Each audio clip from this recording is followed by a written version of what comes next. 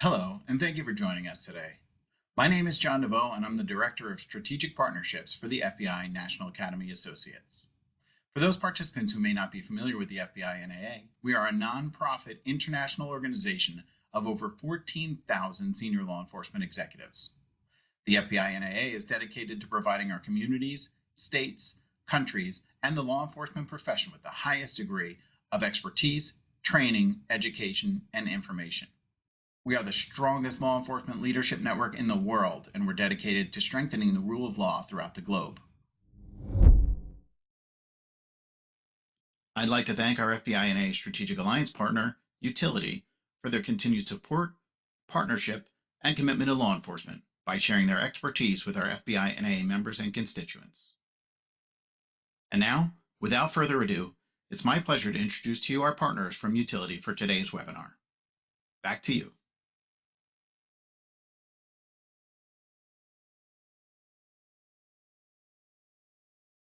Good afternoon, everyone. I'm John Boyd, Law Enforcement Relations Manager here at Utility, and I'm honored to welcome you to today's webinar, How to Use Artificial Intelligence for Early Intervention and Officer Support.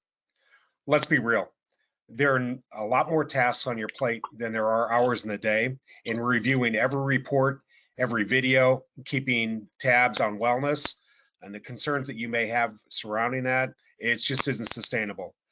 But what if AI could help to lighten the load without adding risk or losing community trust?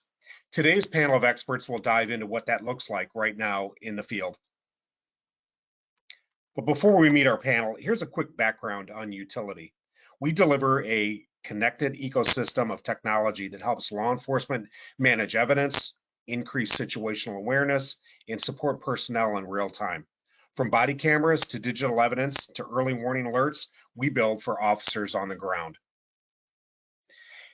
In today's webinar, you'll walk away with ways to catch red flags without watching hours of footage, tips to use AI to support officers and not punish them, steps to reduce risk and strengthen oversight, and straightforward policy guidance on AI policy, privacy, and transparency.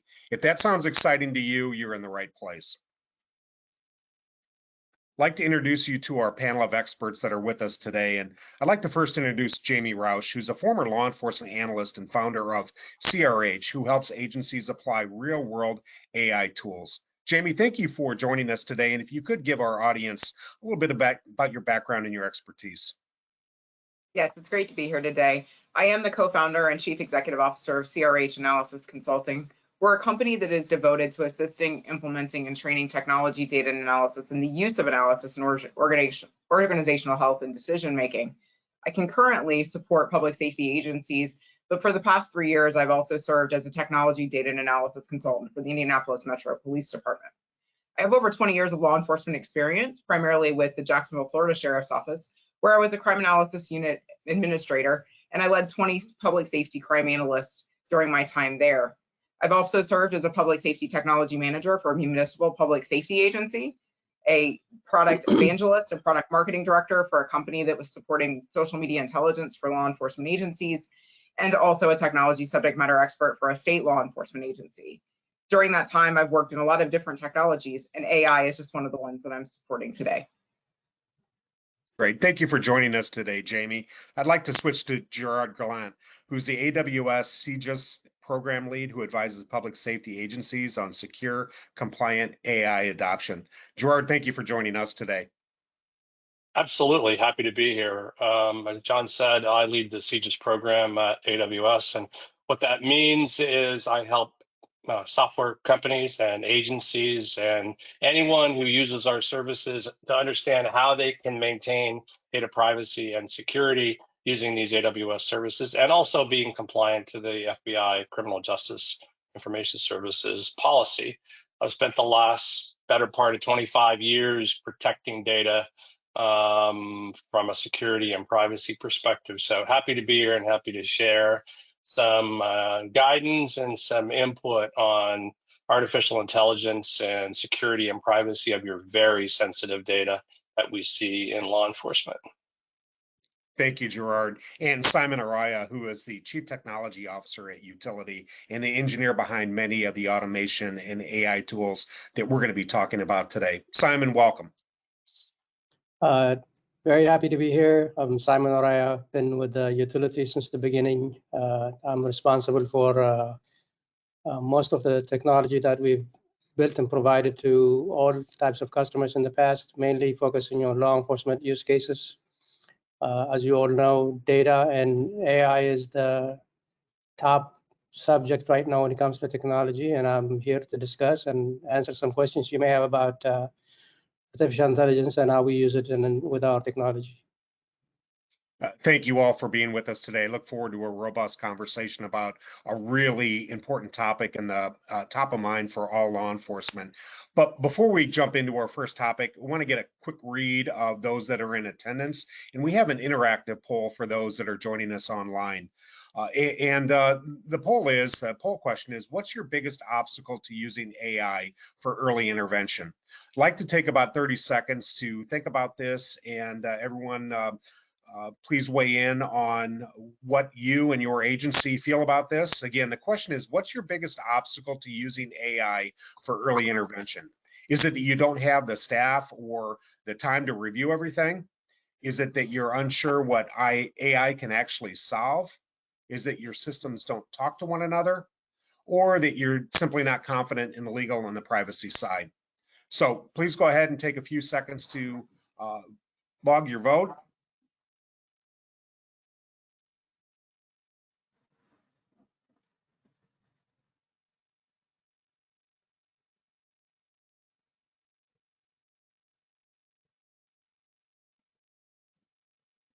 Very interesting. So again, the question is, what's the biggest obstacle for using AI for early intervention? Well, we can see our poll results have coming in, and we've actually got a tie between we're unsure what AI can actually solve, and we're not confident in the legal privacy side. Very interesting. So for our panelists, what are your thoughts on the results of that poll? Any surprises for any of you? I don't see any surprises there. I think both of those top answers are the two that really are what agencies are challenged with today. And as part of our conversation, we're going to address both of those things as well. Yeah, I think looking at the responses, certainly B, we're unsure what AI can actually solve. I think that's just a lack of knowledge, probably, by law enforcement administrators not knowing what AI can actually do for them, and that's an indication that they need more education. But also certainly D, we're not confident in the legal and privacy side. That is a real concern, isn't it? Yeah, I think it shows that there's a lot of concern, maybe primarily due to how AI systems work and how is it that data can be remained private.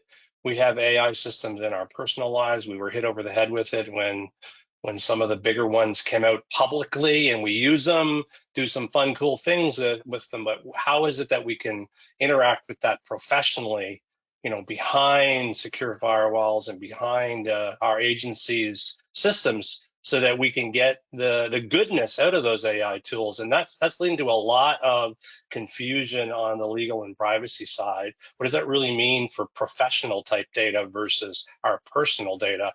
I'm going to suggest they're equally as important and they have the similar risks, but certainly the law enforcement data is very sensitive, and we want to be certain that people understand how to protect it using these AI models that are out there. Yeah, it really is true. And I'd like to kind of branch out a little bit. Let's talk about where people are feeling most of the strain, and that is review fatigue. And Simon, I'd like to start with you. And I'd like to ask you how agencies are using AI to review footage faster and smarter. So one thing I want to point out that goes along with the previous answer, AI has been around for a while, not at the scale that we're talking about today, but there are a number of tools that are available for law enforcement agencies to review incidents faster. I'll mention a couple of them.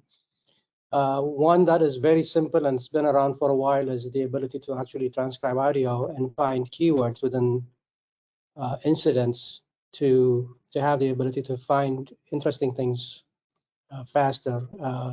There's also, we also have other technologies that can actually do analysis of data across the entire collected incident base instead of just the interesting ones, which we find to be between 7 to 10% of all collected data may be reviewed. The rest of it is not. So there is actually now the ability to use artificial intelligence and extract more information out of incidents and bring them to the forefront for further review. As far as reviewing large amounts of footage quickly, there are technologies like object detection. There are, if the video comes with additional metadata, there are location-based search capabilities and related incidents. There are a number of available tools today to review footage faster, to find it and then review it, and then if needed to cut it, redact it, and make it consumable downstream. Interesting. That for a smaller agency or agencies that don't believe they're currently using AI, that can be rather overwhelming. And Jamie, I want to turn to you and ask you what you're seeing in the field, especially with agencies that don't have those big data teams. Yeah, I think the reality is in law enforcement that the majority of agencies don't have big data teams, right? So what this does is these tools are being put at the forefront of the supervisor and those in the field to be able to, through very minimal training, be able to use these tools to identify locations that are that have metadata, for example, or identify keywords that are problematic with a particular officer, series of officers. You also have the ability at that supervisor level to look for information about sentiment, right? And these tools look at whether or not something is positive or negative in a conversation.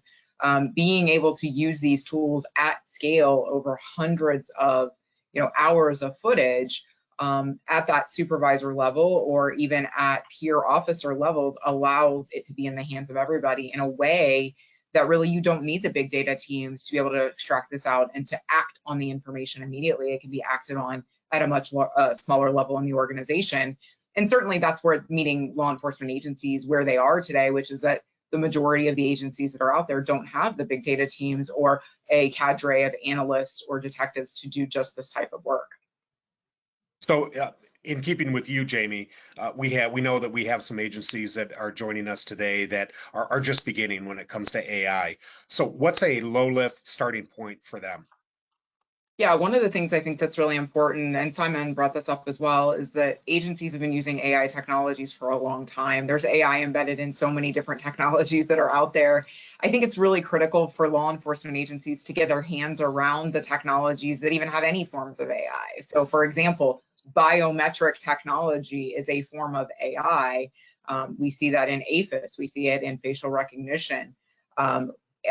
License plate recognition systems have a form of AI in them as well in terms of a version of machine learning. So agencies really have to get their hands around what technologies are out there that they have already within their infrastructure that have AI, and then start to identify how they can use those technologies at scale and better as well. And when we get to talking about things like body-worn camera, recognizing that the high liability and the ability for body-worn camera to be such a critical data point allows these AI tools to do all of this at scale as well. So just starting out, understanding what technologies you have and what AI that essentially is within those technologies, and starting small to capitalize on the use of those technologies is that starting point and is that kind of entry point into AI. It also lends to the 33% of our attendees that are saying that they're not sure about AI, right? Because as you get in and learn, it starts an education process for you and the ability for your organization to be more educated about artificial intelligence overall. Yeah, so I kind of want to follow up with that and ask you, with agencies that are just starting out with AI and they're looking for a return on their investment, what should be their immediate expectations? Yeah, so in terms of the immediate expectations is that you can do things that are taking hours and days today at scale to take, essentially hours and minutes. So it's really a time investment. And I think often in government, we don't think about time being a commodity and time being something that we can equate to a monetary benefit. But at the end of the day, that is your return on investment, is you're saving time, you're enhancing people's workflow and the way that they do their job with a level of efficiency that allows you to be able to act on the information much faster than you ever have before. Okay, I want to shift a little bit, and I want to ask a question specifically for you, Gerard, that we hear all the time. And that is, how do we make sure that officers use AI securely, privately, and in accordance with their agency's policies and objectives? Great question. And as y'all were talking, I was thinking about a personal example. I had a task in front of me yesterday, in fact, where I had about 1,800 pages of documentation across 6 versions of the siege and security policy that I was trying to rack my brains on a very specific control that my brain said existed in one of those 1,800 pages, but I couldn't find it with your typical Adobe search. What did I do? I sent those documents to my friend Claude and my friend Gemini, and I said, help me with this. And I got back the answers that I kind of expected, that my brain was wrong. And in fact, there is no specific control related to the topic I was researching. And it's very interesting. What I did, those were publicly available documents. So I used publicly available AI, generative AI tools. And I think that's one of the big differences here. And this is going to be a little longer answer, John, so bear with me. We all got hit by storm with generative AI when the announcements were made. We can create content. Generative AI creates content from other content, whereas typical legacy artificial intelligence tools help us with decision making. They help us to inform answers or they help us with tasks. Generative AI creates content. Like create a Python program, create a summary. In my case, it created a wonderful summary of the research that would have taken me days to make it pretty. And it created this and proved the point that my brain was wrong. And in fact, there was no control around this particular topic area. And that's why people are so confusing, because generative AI is so new, right? These tools to be able to create something with the push of a button. But here's what I'll say. From a security and privacy perspective, agencies have to be really, really careful in doing what I did. I took publicly available information and used these publicly available models. It got me great answers. But if you use private information, i.e. body-worn camera footage, accident reports, any type of criminal justice information, or still criminal history reports, if you use any of that to create narratives, to create additional summaries, and you use those public models, public meaning if you as a private citizen or your neighbor or your friend can access these models, then they're public, meaning the model owner, and you choose your model, there's lots of them out there, the model owner has access to all inputs, all outputs, all prompts. Everything that you do is now public information, and there's no delete button. Officers really have to be very careful, agencies have to be very careful to understand when they're using AI tools that they use them privately, meaning they're done through a cloud provider, they're done with guardrails in place, they're done through a software provider, services provider like utility, where they put guardrails in place and use them privately. Inputs are never shared with the model owner meaning Anthropic as an example, or Google, or Amazon. Model inputs are never shared, model outputs are never shared. Model training, when you take a model and actually, distill it down to actually train it to be specific to your use case. So it is very, very important that chiefs, that agencies understand, yes, you can save a ton of time using these models, but the moment you use a public model, remember, a public model is something that you, your neighbor, anyone can have access to. The moment you do that, your data is gone. No way to get it back. And I have tested this over a 9-month period using public available model for accident reports that I was creating fictitiously, and the model learned from my prompts over the last 9 months. I've proven it. It's just the nature of what it is. When you use those privately, meaning with a provider, let's say you're using our transcription service, you don't give it anything, any inputs or outputs, you keep them all as yourself. It's very important that we don't jump to those public-facing models because they're so easy to use, they're so there. We have them on our iPhones, our Androids, our websites. Don't do that because you can't get your data back. There's no delete button, and the model keeps it all. So in summary, chiefs and leaders and agencies really understand and ask your software providers, have policies in place that public models should not be used with any sensitive data, and private models should be used. And ask your software providers, how are you using AI? Are you using it in a private fashion, or as IACP likes to say, in a closed system versus an open system? Long answer, but really important to understand these public things that we all love. Don't use them for your own sensitive data, because that data is gone the moment you interact with it. Yeah, and no, don't apologize for a long answer, because it's great advice, especially for those agencies that are just looking to dip their toe into AI. And obviously, we're talking about CJIS violations for breaches of information like that, which is obviously in our law enforcement world is just a huge no-no, and can be very costly and embarrassing for agencies if that personal data were to get out, correct? That is absolutely correct. And I will add, the CJIS policy doesn't say you can't use AI. It's technology agnostic, it's vendor agnostic, it's everything agnostic. It's a set of controls. Doesn't say you can't, but what it does say is you have to control that criminal justice information. You have to control who has access to it, who you share with it. You have to encrypt it appropriately in transit, at rest, all of those things. So when you're all of a sudden taking a criminal history report and throwing 10 of them at a public model, you've just lost all that data.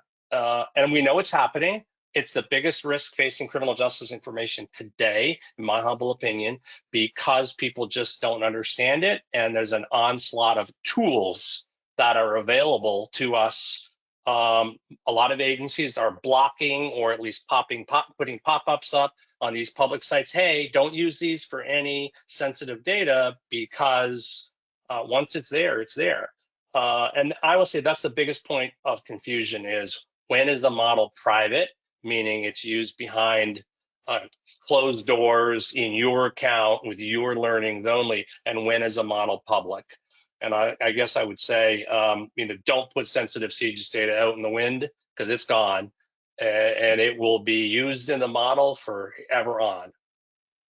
Yep, absolutely. So, panelists, you've laid an excellent foundation for AI, but I'd like to segue into early intervention and the use of AI tools. And Jamie, I want to ask you, describe for us what a supportive early intervention system built with AI tools actually looks like in the field. Yeah, so I think to start, talking about what early intervention systems really are designed to do is, and this is a CALIA definition, is really that they are a structured process to bring together, information from officer performance, essentially, in various different ways to identify ahead of time, very proactively, before an event is going to happen that is a negative event. And I think really it's about using that data in a way that determines a pattern of behavior. One of the things that's great about AI is, and especially with body-worn camera, is that it can start identifying those things, again, at scale and through hundreds and hundreds of footage of video. It doesn't require a specific supervisor to go and look at an individual video to do that, to identify that an officer is using profanity, for example, in a kind encounter with a victim. It doesn't need a lot of intervention to go and look at a single individual video where an officer has turned away from a victim in the middle of the scenario while they're talking to them, right? These behaviors that we don't want, that don't encourage public trust and transparency. And so essentially, these models, what they're designed to do is to take all of these various data points, not ignoring the officer performance or performance management systems or any of the other type of evaluations that are done on officers as well, or officer complaints, But again, bringing all of these different data points together and then using a common model over top of it, that AI model over top of it, that then identifies essentially, okay, this is a pattern of behavior that is showing up both in a proactive call that they're going to, in a stop that by a citizen that they've basically been stopped and the body-worn camera is capturing, but also has shown up in their evaluation as another data point, and then certainly has shown up in an officer complaint as well. So it's bringing all of those different systems together and really being able to look at scale. Okay, this is an officer that essentially has something going on, right, in their personal life, in their professional life, that's creating this behavior that we have to, as an organization, step in and say, okay, let's figure out what's going on here. And then leading into the second half of what early intervention systems are designed to do, which is coaching and mentoring and training to address these types of behaviors. Yeah, so really it's appropriate because I know there are a lot of agencies that are diligently working on trying to accomplish the 6 pillars of President Obama's 21st century policing. And 2 of those pillars would be covered with the points that you're talking about with AI early intervention, which would be policy and oversight and officer wellness as well. So I think that's important for agencies to know that it would help them be compliant with the 21st century policing recommendations that were made. Simon, I'd like to segue to you. And many of our registrants, when they registered for today's webinar, they indicated that they were curious about what automation and AI tools that utility offers and how this philosophy of early intervention is built into the tools themselves. Can you expand on that a little bit for them? So that's a very good question. I like to approach it from data collection first. AI is useful when you give it a lot of data, and there's a lot of data that it can analyze to make predictions for you. So the most important thing to do in terms of gathering information that will help us deal with early intervention and things like that, we have to make sure that almost all incidents are captured, and the capture of these incidents needs to be automated. So early on, we decided that we built a policy engine that would allow departments to define how they can capture incidents and how we can automate that process for them. So if we have the city I live in, for example, when an officer gets out of the car, the body camera starts recording automatically. Every time he gets out of the car, the body camera records. What that means, every interaction that is happening outside the vehicle is captured.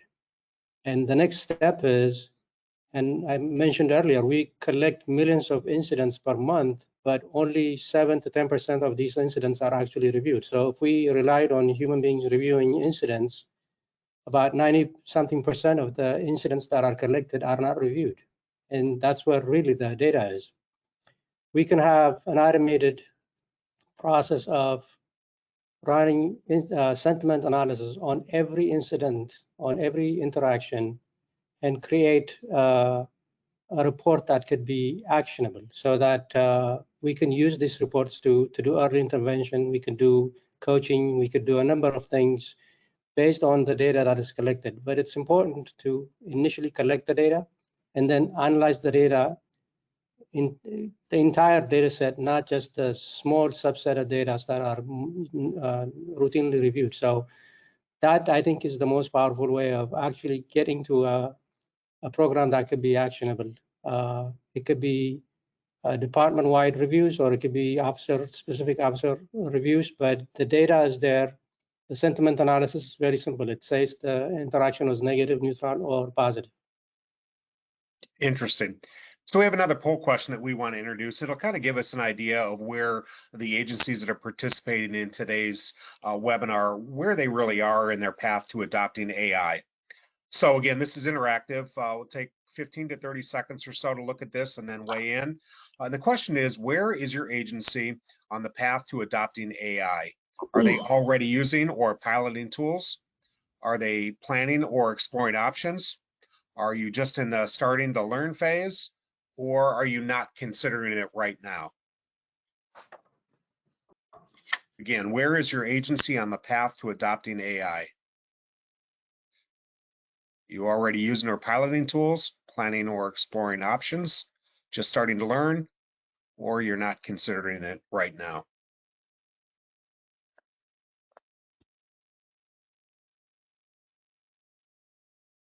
Interesting. Here are our results. You can see most that are participating and joining us on the webinar today are planning or exploring options. The bottom one, not considering it right now, that's no surprise. I don't think people would be here if they weren't considering it. But there are a few that are maybe learning. Panelists, you want to weigh in on any surprises? Is it about where you thought it would be?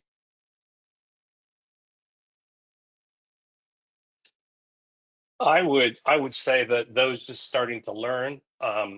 My suspicion is that that relates more to more advanced forms of AI, like we talked about generative AI versus other earlier forms of AI that are probably already in use. How can a generative AI solution help my agency, do more work with less and be more faster, more, more accurate, etc. That's my hypothesis, just based upon what we're seeing with our customers. I'd love to hear what other panelists are thinking. I'm not surprised not considering it right now are very small, because we've been hit over the head with it like a 2x4 for the last couple of years. Right. And out of curiosity, we as a group, we've actually talked about this. For those agencies that are not considering it right now, what do you suppose the odds are that while they aren't considering it right now, they may unknowingly be using AI? Is that a good possibility?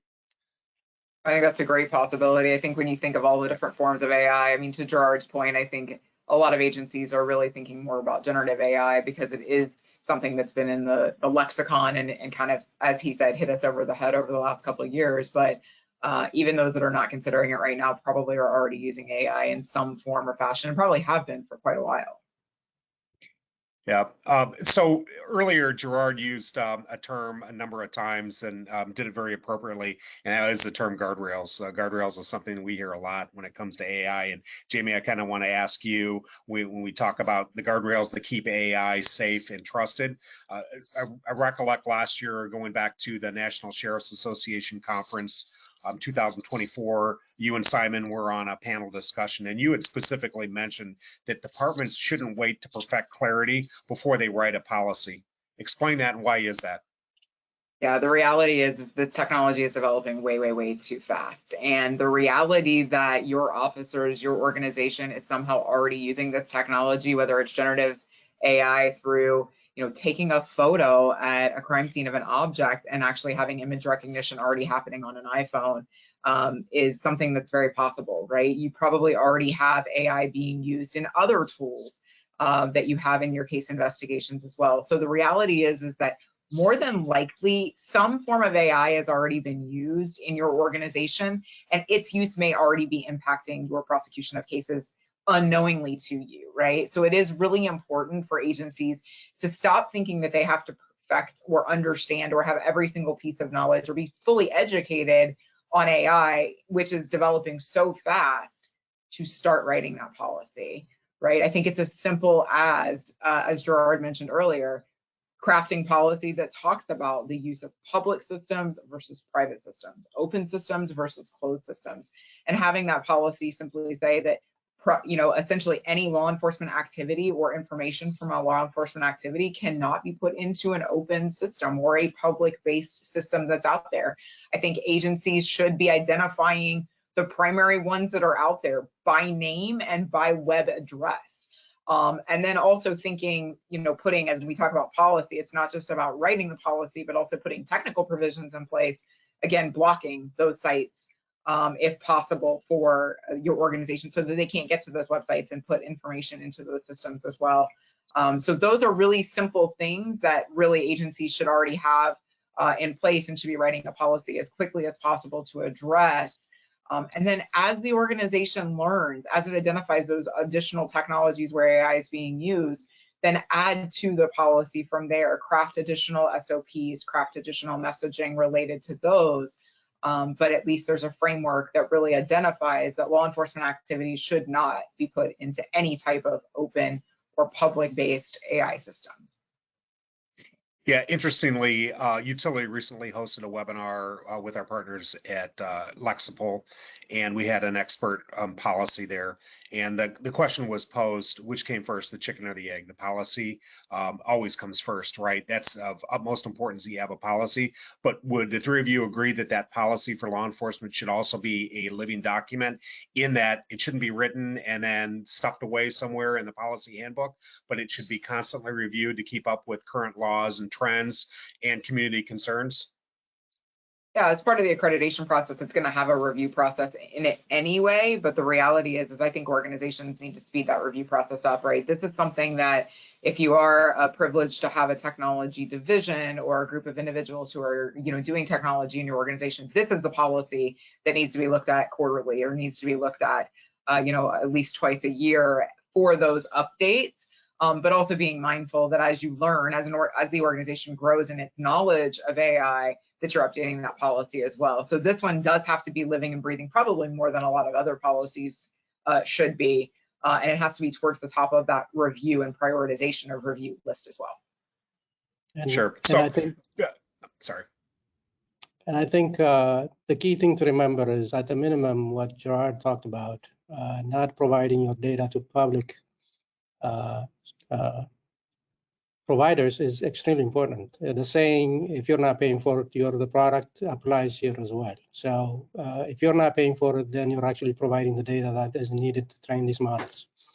So it's very important to have trusted partners that will help departments take advantage of AI without compromising any security or any data leak. I think that's the first thing, but the document has to be a living document, because this thing is changing exponentially. It's going to change. It's going to be something different next year or the year after, and I don't think we can actually predict how fast it's going to change and where it's going to go. So the document has to catch up. So Gerard, for agencies that are seeking out a vendor, perhaps have a vendor already for AI, or they have technology that has AI built into it, what baseline protection should they be demanding, these agencies be demanding from their vendor? Great question. I'm going to go back to a couple of comments and add some new color into that. Certainly, you want to be certain that any solution that an agency procures or an agency uses AI privately, like in a closed system, not in a publicly available system. I think we've hammered that home. And if we leave with one thing, I think that's one of the most important things. Use it very privately, because if not, your data is out in the open. And speaking of data, it's very important that agencies understand these are publicly trained models. You choose the best model out there, and every model is not the same. Some models are great at image generation, some models are great at transcription, some models are great at language, some models are great at textual research, some models are great at coding.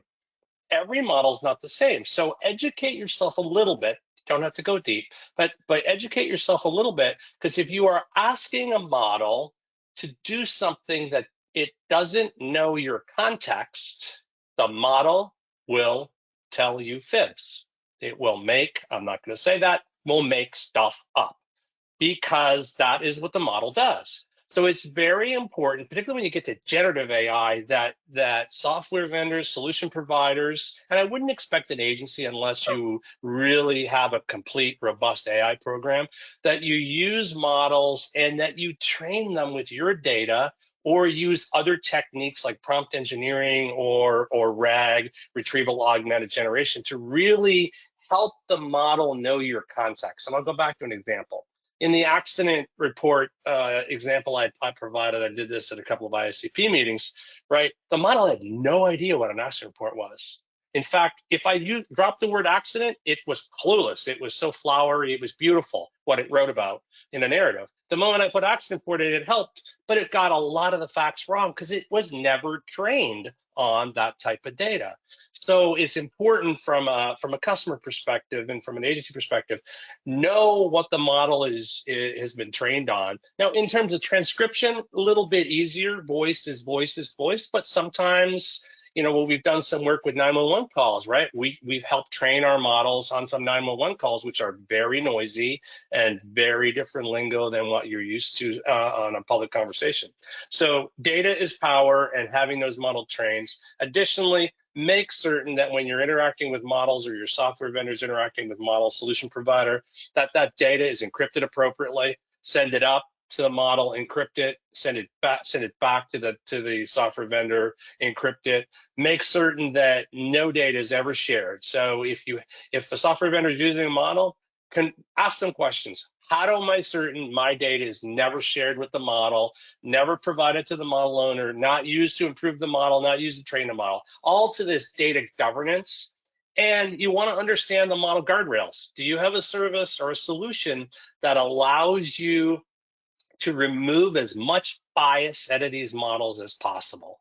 So check for profanity, check for inferences to certain data sets that you don't want included, that it can actually, you can actually do automated guardrails, is what we call them at AWS, on these models. So even just knowing a little bit of the key things to ask will help agencies make better informed decisions, and their software providers will come to the table with the right answers, because they're all thinking about this, they're all acting responsibly.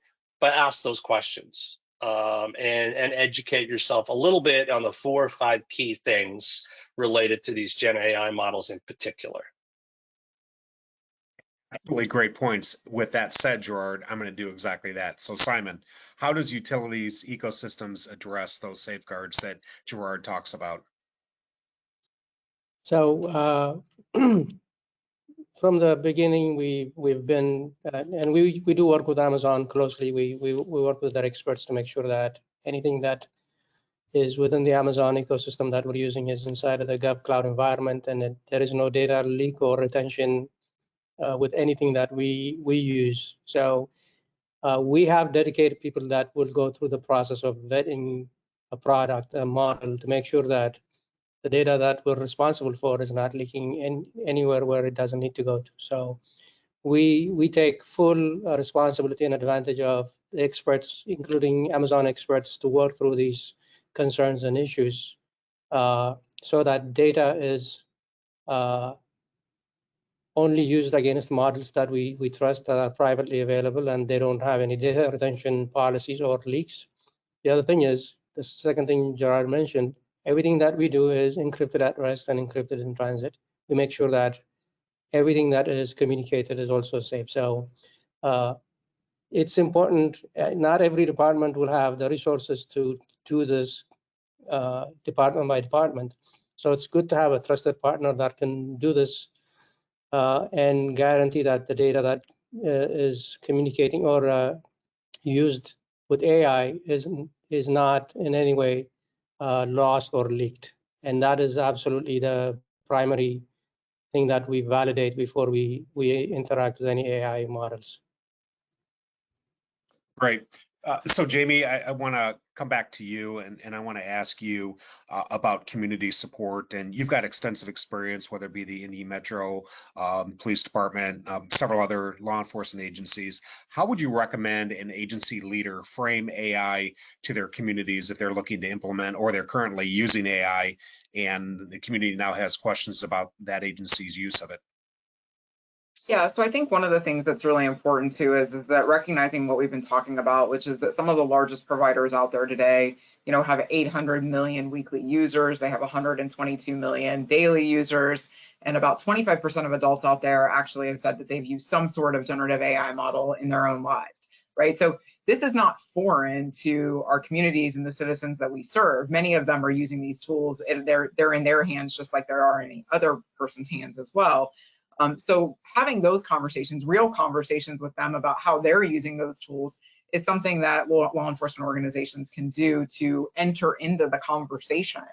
Because I think the reality is that as other people have started to use these tools and gain efficiencies in workflow and get things that they weren't able to do easily and effectively in the past, is something that law enforcement agencies are trying to accomplish as well. They want efficiencies as well, and finding ways to use these tools to do that effectively.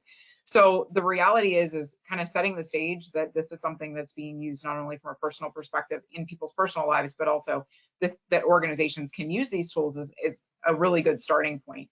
And then I think it's important to also normalize the use of technology in law enforcement agencies and what those technologies do. Oftentimes, law enforcement agencies have adopted and implemented technologies without being clear about what those technologies are designed for, what the purpose is, what the workflow is, and what they're doing to benefit the law enforcement organization. For those technologies that these organizations already have that have AI in them, some form of AI, it doesn't even have to be generative AI. It's really normalizing that conversation with communities and getting out ahead of that conversation that these are technologies we've been using, and here's the reasons that we use these technologies, and here are the benefits of these technologies to not only the way we do business, but also the way we serve our community and serve you as citizens. And so as you start normalizing that, then you create the community conversation. But I think really it's important that law enforcement agencies don't adopt these technologies kind of in a vacuum, that they do it very much to the forefront of having conversations with their communities and looking at it as an opportunity to continue to build public trust in a new way using a new technology. But I really and truly believe that gone are the days that law enforcement agencies can implement technologies and not have real conversations with their communities about why those technologies are so critical to their business day to day. Right, it should not be a secret, correct? And it shouldn't Absolutely. be something that law enforcement administrators should be afraid to talk to the communities that they serve. They need to let them know about the efficiencies that AI will bring, how it's actually being implemented or how it's planned to be implemented, and the benefits that can result, whether it be a sheriff who runs a jail and explains to his community that in our jail, it's a very violent environment. And maybe we house 850 prisoners, and there's no way with 1,000 cameras in the jail that one or two deputies can efficiently watch that camera or watch those cameras to see what's going on in each and every cell block. And it could be perhaps crowdsourcing artificial intelligence. It could be object identification, maybe an inmate with a shank, or if an inmate happens to go down with a medical issue, that AI can actually alert officers to what's going on in those cell blocks to ultimately help keep the inmate population safe, right? Absolutely. I would add human in the loop. We didn't touch on that yet, but ultimately AI models don't convict somebody. AI models don't put someone in jail. If you go back to the early days of APHIS in the 90s, right? They helped down select the population of prints for a fingerprint. And then an analyst is the one that says that is the matching print. If you look at DNA and rapid DNA, right? It's the computer helps down select, and then an expert is the one that says, yes, it's a match. So human in the loop is important and critical for all these AI discussions. AI models may help you make decisions, but don't make decisions. Ultimately, the decision is still the responsibility of the officer, the agency, the court, the representative, who's using these models. The computer, the AI system is helping, get them there faster, more efficiently, more accurately, we hope. But ultimately, human in the loop is an important part, and is also critical, Jamie, from a community perspective, that computers aren't going willy-nilly and, making decisions. It's an assist agent to help get to the end game, with a human still being the deciding factor. I and agree the with community him. needs to know that. It's important that human is in the loop, and solution providers like us, we don't actually make decisions or help make decisions. We provide a productivity tool. It's a vehicle that will get you there faster, but the driver matters. It's always important to have a person making decisions with the data that we provide, but a human in the loop is absolutely necessary to make decisions. But AI will help us do things a lot faster, so we can get there a lot faster, and that's what we're looking for, is a more efficient productivity tool that will allow us to do more. Yep. Jordan, I like that that term that you use, human in the loop. For chief executive law enforcement officers who are trying to provide transparency to the communities that they serve, that would be human oversight, right? Simple as that. That's an important factor to have. So this wraps up the main portion of our discussion, and this is an interactive webinar. So let's open it up, and if you haven't already, please drop your questions in the question and answer box, and we're going to try to get through as many as we can. We promise to you that if we don't get through all our questions, our panelists will be provided with these, and you will receive an answer back for the question that you pose. So we're hoping that we'll receive quite a few questions, but we did with some registrants when they first registered that they had some questions for our panelists, some issues that they hoped were resolved. So one of the questions that we had, Jamie, and I want to ask you this, is how can AI help law enforcement users of body cameras? Yeah, so there are lots of organizations out there today that are non-law enforcement users that are using body-worn cameras. And really the reality is that being able to capture information, whether it's a private security company that is collecting information as part of an encounter or as part of their regular routine patrol or their event that they're managing response during, is it allows for a detailed account, right? And the ability to see exactly what took place, the context behind what took place in an event. And then certainly the accountability behind what transpired after the event that took place as well. The other thing is that, you know, body-worn cameras can be used for customer experience and understanding interactions with individuals, the way people are communicating with one another, and also the ability to then identify essentially trends over all of that type of video for, you know, in the private security situation, what are those particular trends? In other situations, what are, you know, other trends that are going as well. So those are all critical things that can be used for non-law enforcement users. Okay, Gerard, we've got a question for you. What are examples of AI that are being used in courtrooms? So if you think of a court, you think of a massive volume of paper. You have briefs, you have arguments, you have depositions, you have all kinds of paper and documents.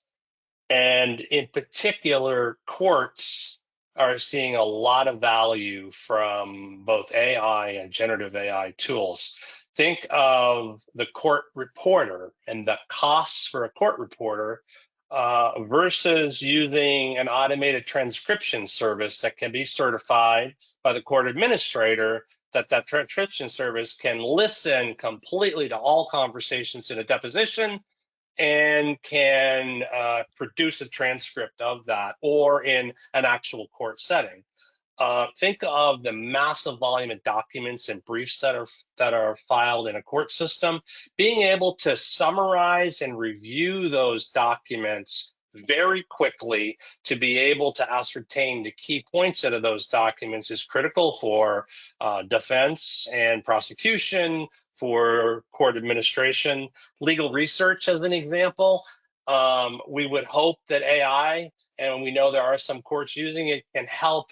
Instead of going to the massive volumes of law books, those have all been consumed for the most part, these statutes. Your friendly Gen AI tools should be able to help you understand where a particular statute exists in a state. As we know, we've got in the US, very decentralized criminal justice system. There's rules and laws everywhere, down to the county, city level, with ordinances. AI models, if they're public information, which they tend to be all are, have consumed all that. Great for legal research. Translation is a great example of what AI tools are helping in courts and in law enforcement for that matter also. There are lots of places where getting a translated service is very expensive. It may not know that language, and these AI models can generally do it almost real time. I would say the other thing, virtual courts. Virtual courts, the pandemic brought out virtual courts. And I will add just one other nuance to this with virtual courts. Being able to prove that the person in attendance is the person.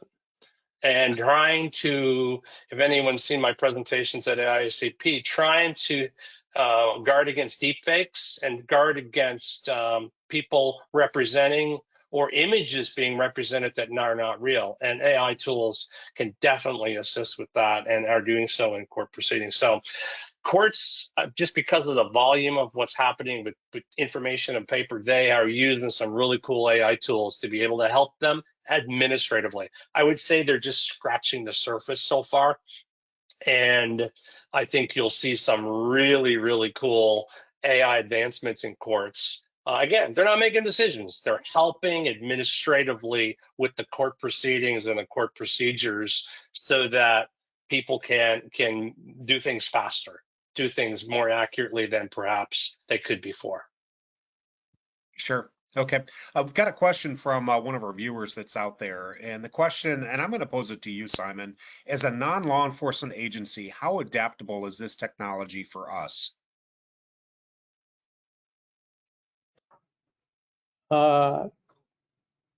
So I want to use a couple of examples.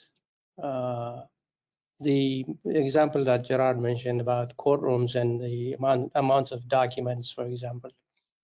In Polaris, we started noticing that our clients were using it to build cases, but at times they would have over 4,000 or 5,000 files in the case. And what we realized quickly is the fact that if you wanted to have the ability to search and find a specific thing, but you don't know which file has that information, and you didn't put the case together, it was shared with you after it was compiled. Would be nice if there was a way to simply ask a questions like, when was so-and-so arrested? What was the arrest date? And if there was a ChatGPT-like response that gives you the information you're looking for with pointers to which files contain that information. So this was a problem that we realized when we started seeing the sizes of these cases. And this is a document search. It has a law enforcement application, but it has applications everywhere where you can actually start finding things a lot faster using AI. And this is using a technology that Gerard mentioned earlier called RAG. It's making it very specific to that case so that the information you're receiving is more accurate and the model is not hallucinating and giving you something that is not accurate. So it applies in a lot of use cases. It's very interesting if it's applied properly. And you referenced the utilities Polaris system, and for those that may not be familiar with that platform, that's utilities digital evidence management system. We have time for one more question. We only have a couple of minutes left. And Simon, I'm going to direct this at you again. What is the roadmap for future of AI tool development? Well, as I mentioned earlier, this is actually the early stages of AI. What we have right now is the ability for everyone can now use natural language to interact with machines. That's where we are. But other than generating text from what it has learned and or modifying documents that you provide to it, it doesn't actually do much. The future is interesting because now this model will be connected with agents that are capable of doing specific things. So when we're talking about workflow optimizations, to me, I imagine a records person going into a product like ours and saying, I want to build a case that has something to do with this case number at this location, and the system can go out and find all the information from different sources and compile a case that needs to be reviewed. Again, human in the loop is important, needs to be reviewed by the records person. But instead of that person going out and doing all the work that is busy work, the machine could do it, and all you have to do is give it instructions using natural language that we use with one another every day. Agentic AI is going to change the way we do things in the future. That's great. I can't believe that an hour has come and gone already. It was a great conversation, and I can't begin to thank you enough, Simon and Gerard and Jamie, for joining us and lending us your experience and your expertise when it comes to this really important topic for law enforcement. It certainly is top of mind. But I'd also like to thank those that took time out of their schedules to join us to learn more about AI. If you're relying on supervisors to manually catch red flags, or you're not sure how AI can work with CJIS boundaries, let's talk. Our team would be glad to walk through it with you. You can scan the QR code that you see, and you can book a one-on-one demo, or you can email us directly at info@utility.com. And on behalf of our entire team, thank you again for joining us and for all you do to help to protect your communities. Remember to be safe and vigilant. Thank you all.